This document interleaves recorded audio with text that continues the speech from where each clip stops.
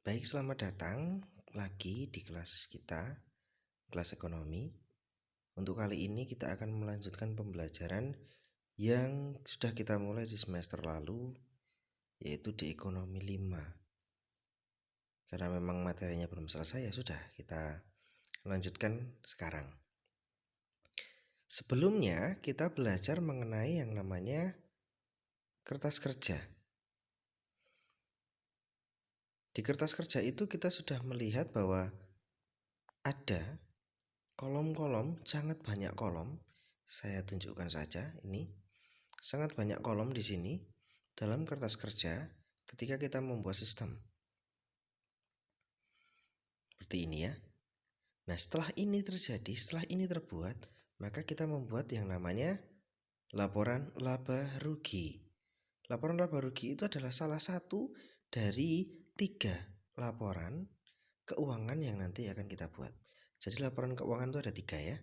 Salah satunya adalah laporan laba rugi. Nah, coba kita lihat sekarang. Laporan pertama yang akan kita bahas adalah laporan laba rugi. Dari namanya saja, Anda tentu tahu bahwa laporan ini berfungsi untuk memperlihatkan apakah perusahaan mengalami kerugian atau keuntungan dalam satu periode keuangan. Jadi, laporan ini fungsinya adalah untuk mengetahui apakah dia untung atau rugi. Nah, kalau untung dan rugi itu hanya ada 2 hal yang perlu kita cermati. Hal yang pertama itu adalah pendapatan, dan hal yang kedua adalah biaya atau beban. Hanya 2 itu. Nah, kita lihat sistematikanya. Angkanya nanti dulu ya. Kita lihat sistematikanya yang ada di sini, di form ini. Laporan laba rugi usaha laundry 31 Desember 2010. Ada pendapatan usaha. Nah, pendapatannya berapa? Di situ dikatakan pendapatan servis 5.600.000, nah, begitu. Nah, lalu ada biaya usaha di bawahnya, yang terdiri dari biaya gaji, telepon, iklan, asuransi, dan lain sebagainya. Nah, setelah itu di bawahnya lagi ada pendapatan lagi, namun bukan pendapatan usaha, melainkan pendapatan di luar usaha.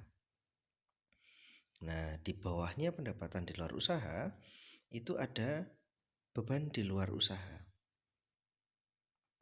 Nah, berarti bisa dikatakan pendapatan dibagi 2, yaitu pendapatan usaha dan pendapatan di luar usaha. Kalian bisa cek di pelajaran-pelajaran sebelumnya.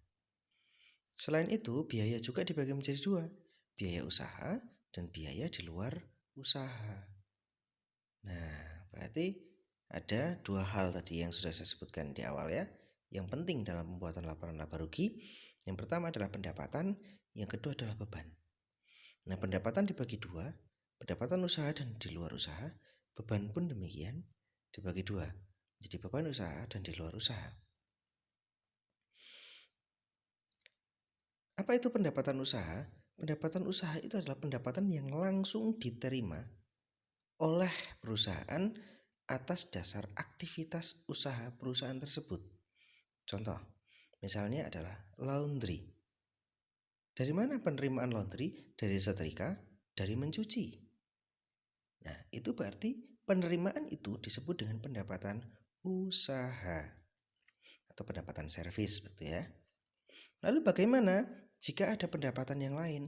Bisa jadi, misalnya usaha laundry ini memiliki gedung yang tidak dipakai dan gedung itu ternyata disewakan. Nah, itu tetap menjadi pendapatan.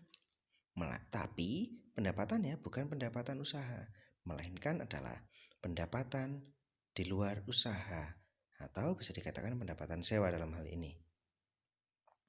Nah, begitu pula dengan biaya. Biaya usaha berarti biaya yang langsung ada, yang terbebani karena usaha itu berlangsung. Contoh biaya gaji.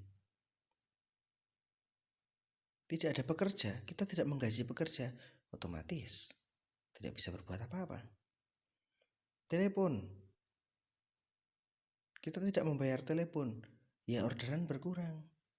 Biaya iklan, ya orang tidak tahu kalau kita punya usaha kalau tidak ada iklan. dan lain sebagainya. Lalu bagaimana dengan yang beban di luar usaha? Contohnya apa? Contohnya adalah berarti ini merupakan beban yang tidak langsung terkait dengan usaha itu. Contohnya adalah beban bunga, ya. Beban bunga contohnya di situ.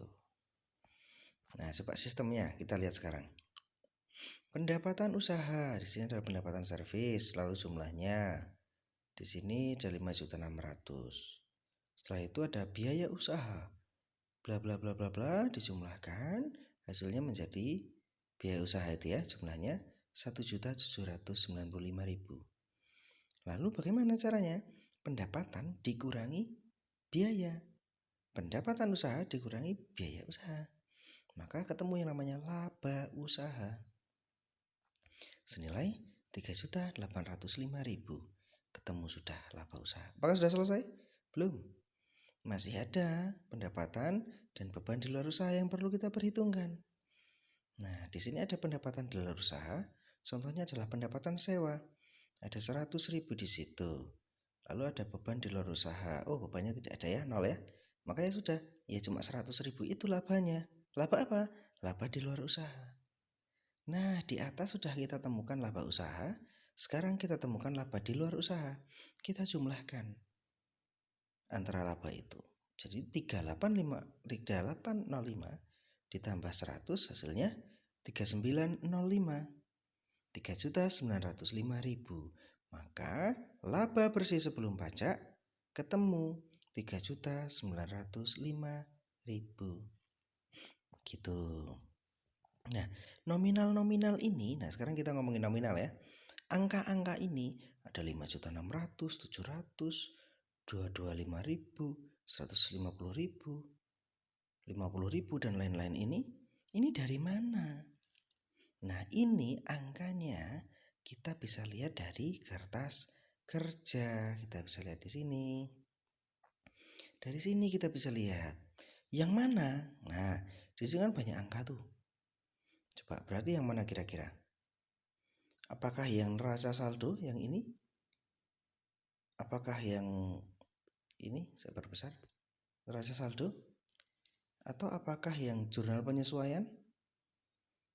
Atau apakah yang neraca setelah disesuaikan? Atau laba rugi? Atau neraca?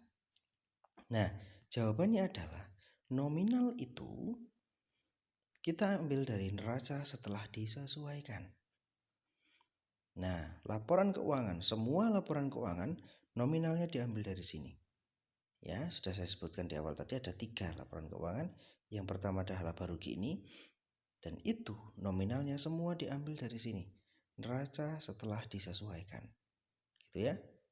Nah, dari sini semuanya. Berarti untuk nominal jurnal penyesuaian dan nominal neraca saldo sudah tidak usah dianggap lagi. Abaikan saja. Kita fokusnya sekarang di neraca setelah disesuaikan. Begitu. Coba kita lihat contohnya. Kita lihat pendapatan servis 5.600.000. Dari mana itu? Kita lihat di sini. Ada istilah pendapatan servis. Ini dia. Oh, di sini ada hanya ada istilah pendapatan ya. Ada istilah pendapatan di sini. 411 pendapatan.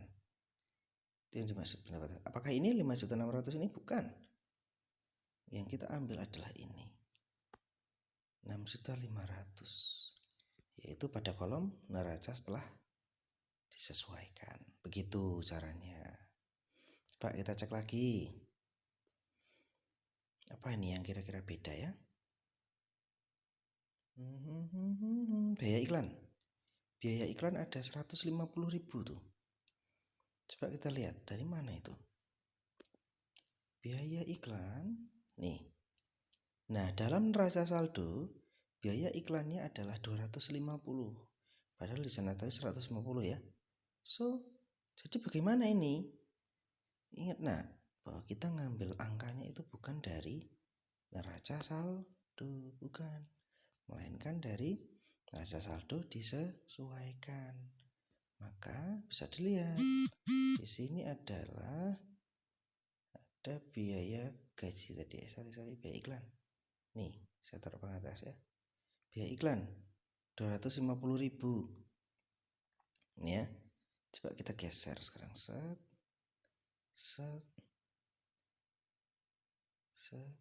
Nah, ketemu nih. Biaya iklan 150.000. Ya, yang kita bisa lihat bahwa ini ada di neraca setelah disesuaikan. Nominalnya 150.000 nih. Ya, ada biaya iklan di situ. 150.000. Ya tadi. Nah, itu menandakan bahwa memang diambil dari neraca setelah disesuaikan. Ingat ya, ngambilnya dari neraca setelah disesuaikan, bukan dari mana-mana. Nah, itu cara mengambil nominalnya. Seperti itu, ya. Baik, begitu untuk pembelajaran laporan laba rugi. Terima kasih.